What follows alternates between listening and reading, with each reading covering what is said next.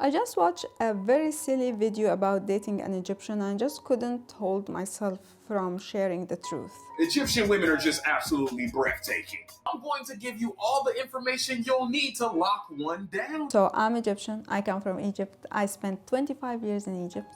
My brother did the DNA test and he found that he's 99% Egyptian, so probably me too. And I have a long dating experience where I was looking for love and my life partner between Egypt and Europe. So I'm the best one to tell you how is it dating an Egyptian. First of all, I'm Teresa Khalil, a writer, a documentary filmmaker from Egypt, and on this channel I share my unique view, my stories, my documentaries, so you can follow the serious love surfing if you are interested in my dating journey. So first of all, we don't have dating in Egypt, okay? If someone tells you that there is dating, he's just joking with you, or he's not living life like any normal Egyptian. He's maybe from a mixed family or something. So, but that in Egypt there is no such a thing as dating. I can't go to my parents and tell them I'm dating this guy. It will be the end of my life, okay? And I remember when I was in Sharm el-Sheikh, I met this Italian guy, okay? And I thought, okay, I love Italy. I was at the time learning Italian, so I thought, okay, maybe he will be the one, huh? I got to know him through work. So I was working in a company, he was a client, so that's how I got to know him. And then I was doing something that is very dangerous, which is meeting him in public, okay? So meeting a guy that I'm planning to, or I'm having some romantic ideas about, is something that is first putting me in danger if anyone at work or from the society sees me, because this means that I'm not a respectable girl, you know? It means that I'm like allowed. If they see me with one guy, it means that I can go with every guy. This is the idea. And that is not true, right? But that's how it is in Egypt. So I'm risking my life, I'm risking my reputation, and I'm going to meet this guy to get to know him. And this Italian guy, he has nothing in his mind but to kiss me. That's what he was thinking of, how to kiss me. So I take him to a koshari restaurant. This is like an Egyptian dish that is so popular and so cheap in Egypt. It's a mixture of pasta, rice, lentil, onion, and chickpeas, and all in one dish. So I take him to this restaurant to introduce him to the Egyptian culture. And this is a famous dish here, you know, and then we can start talking and get to know each other or something. I don't know. To be honest, I was new to dating a Westerner, so I didn't know what is going on in his head. But I had nothing in my mind physical, nothing physical at all. All what I was thinking of is that, okay, I want to get to know this guy. And then we get with the kushari, we get tomatoes with garlic. This is like the most delicious thing with the kushari. And the guy, once he discovered that there is garlic in the tomatoes, he refused to eat it. And I'm like, why? Like, I was so surprised, because this is like what is special about this restaurant that I took him to, is that they serve these tomatoes with garlic. Like, that's the speciality of the restaurant. So he said, no, garlic. Oh, no, I will not eat it. Okay. So I eat my koshari. I eat 2 tomatoes with garlic dishes. And he started taking one bite of koshari, and then he's like, oh, no, I can't continue. I can't eat. And then I'm okay. And then we are leaving, okay. We are talking. He's telling me about his childhood and then we go out and he wants to kiss me. And I'm like, of course, I was so in panic. I was so traumatized. Like, what is this guy? He doesn't know nothing about Egypt. Like, we are in the street and he wants to kiss me. Like, and I just ate garlic. Like, what are you thinking? It seems that he didn't care. This guy was just obsessed by kissing. Of course, later on when I come to Europe and I date in Europe, I discovered that, yeah, it is so common in Europe that after you meet, you have the first kiss for some unknown reason for me till now. But yeah, so this guy, like, keep on every time I meet him to get to know him and to introduce him to who am I, what is my culture. he doesn't want to learn nothing. He's living in his Italian bubble, and it seems that he just wants to have something physical, and that's it.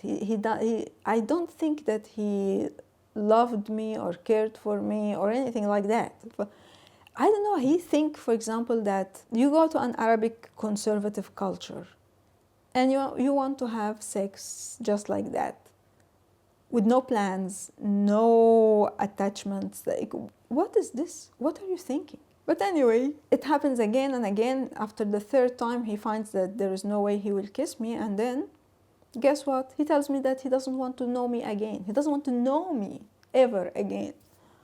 And I'm like, not even as friends. Like, so yeah, if you come to Egypt with such mentality, thinking that you can wander around, a kiss here, a hug there, some sex here, casual, I don't know, this doesn't work in it. That's not how Egyptian women, even the open, like I consider myself an open-minded Egyptian, okay? But I'm sorry, like, because you are risking not only my reputation, also you are putting me in a place that is against the law. You know, I could be arrested in Egypt. You as a foreigner, no one will do anything to you. But me as an Egyptian, I will be arrested, of course, because sex before marriage is not allowed. And even if there is no law that says that, and I have in my film Sharmar, which I shot in Egypt, I was asking a lawyer about this, so you can check it out. But yeah, so if you want to do things in Egypt, dating, like what you call dating, yeah, you can meet someone in a public place. For example, you can go to a restaurant, you can go to movies, but not even movies. Actually, movies are so dangerous because it's dark inside.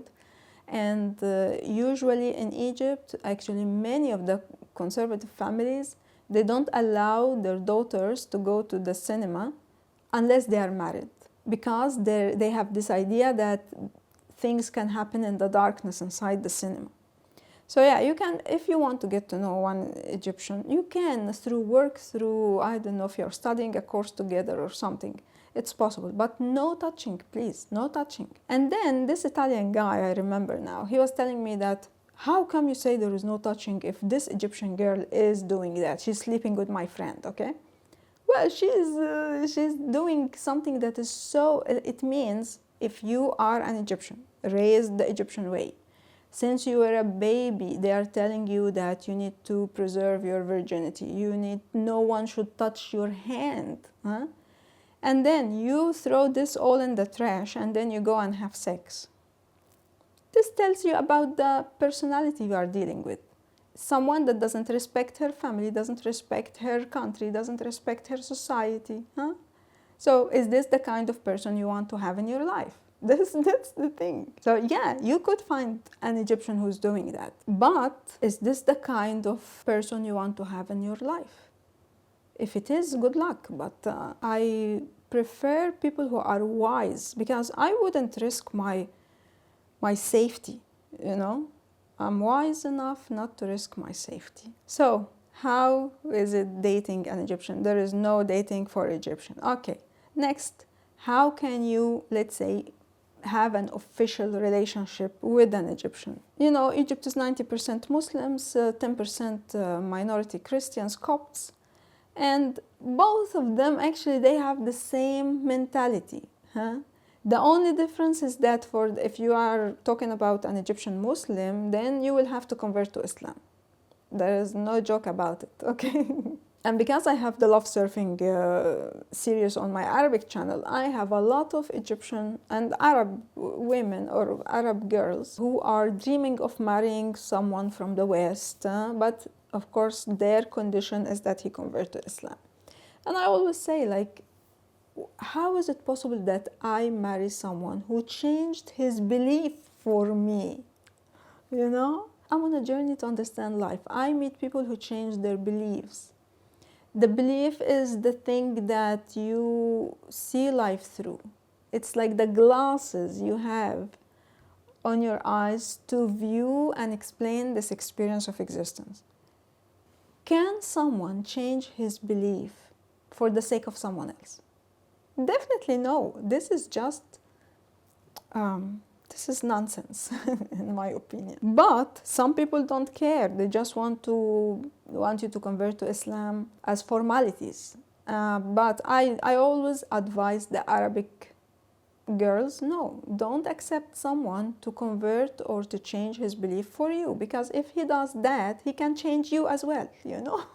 But let's say that you are a Muslim already, or you are a Christian. You need to be a believer, huh? Even for Christian Copts, you need to be really Orthodox. You need to be Orthodox, and there is no difference. Like, people think that in Egypt there is this persecuted minority Christians and the majority Muslims who are oppressing them. And yeah, of course, when you are a minority, of course you have issues, okay? But for this minority, the Copts, to live with the Muslims all those years, they became similar somehow. So those Copt minority, they will not accept you as someone who's coming from the West with all your like sex before marriage and I don't know, kissing and and doing and touching. This is not accepted. And I have in my book Love Surfing, which is soon going to be in English, this Spanish doctor that I met, and the taxi driver offered him to marry his cousin. And he asked me, Teresa, I have this taxi driver, he's offering me to marry this Egyptian girl. And I'm really thinking to go for it. And I was like, are you? I told him, where is she from? He said she's from a very poor, like, he mentioned the name of the area. And in Egypt, you have huge social differences. You have people who are super rich and you have people who are super poor. So she was from the super poor. And this means what? She's more religious. She's extremely religious. And she doesn't speak English. So how you are going to communicate with her? But it seems that this Spanish doctor, he just wanted to have an adventure. So he went, and then they asked him for the things needed for making this marriage happen in Egypt, which is to buy gold. Like, that's how you get married in Egypt. You need to buy a certain amount of gold as a gift for the bride. And once they told, like, he didn't care that he didn't he couldn't communicate with her. She didn't speak English. He didn't care that she's so conservative. He didn't care about nothing. Once they told him they want gold, that's when he ran away. So yeah, if you are going to marry a traditional conservative Egyptian, whether Muslim or Christian, for a Muslim you need to convert. For a Christian, they will consider you Christian because you are a Westerner. And they will ask you for, like, you need to go propose to the family. You need to also, they prefer if you bring your family as well, because it will be marriage between two families. And then you go through the procedures, and when you get engaged, that's when, for example, you can hold hands. So if you are engaged, then the engagement is the period that you can get to know each other. They may let you go out together, depends, each family has their own rules, and you may hold hands, but nothing more, and then you get married. But before you get married, you need to get the apartment and furnish it. Well, in Egypt, sometimes they share, like the family of the bride can buy stuff in the apartment as well. But the apartment usually, or the accommodation, like the house or whatever, housing that you need for marriage, is for the man to bring. And you need to bring gold, okay? You don't like that? Then you need an open-minded Egyptian, okay? Like me, but I'm married already, so yeah. So I think that's how is it marrying an Egyptian. And if I want to, like, if I see myself, how am I as a wife, I would say, like, I'm so caring, like, really, I'm so caring. I communicate my caring through food. I think that's, my mother was doing something, so maybe this is something common for Egyptian women, that they are so caring for the family. This is in the Egyptian culture, that there is no equality, of course, between male and female. The male is supposed to be responsible for the financial stuff. Yes, I can work, I can contribute, I can, I can share, but it's the man's main responsibility. But for me, to be honest, I don't see it that way, me personally, away from being an Egyptian. I see that it depends on each couple's situation. Who's earning more money, who's earning less, what is the situation? You tell me the story of the couple, I tell you who should do what. Do you have any questions about dating an Egyptian? Do you have any stories? Do you want to share something and you don't have anyone to talk to about? I have listening sessions. You can talk to me in a safe space without judgment, and we can see what's on your mind. And if you get it out, you will definitely feel better.